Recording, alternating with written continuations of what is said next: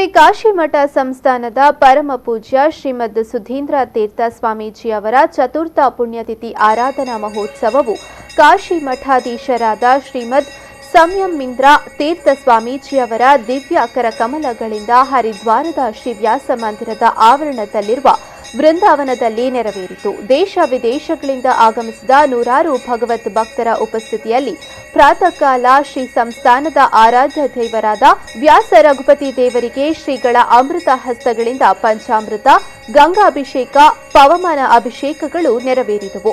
ಬಳಿಕ ಬೃಂದಾವನದಲ್ಲಿ ಪವಮಾನ ಅಭಿಷೇಕ ನಡೆಯಿತು. ಸಾಯಂಕಾಲ ಶ್ರೀ ಗುರುಗಳವರ ಗುರು ಗುಣಗಾನ ನೆರವೇರಿತು. ಕೊಚ್ಚಿನ್, ಮುಂಬೈ, ಮಂಗಳೂರು, ಕಾಯಂಗಾಡ್, ಬೆಂಗಳೂರು ಹಾಗೂ ವಿವಿಧ ಮಠ ಮಂದಿರಗಳ ಶಾಖಾ ಮಠದ ಮೊಕ್ತೇಸರರಿಗೆ ಪದಾಧಿಕಾರಿಗಳಿಗೆ ಪ್ರಸಾದ ವಿತರಣೆ ನಡೆಯಿತು.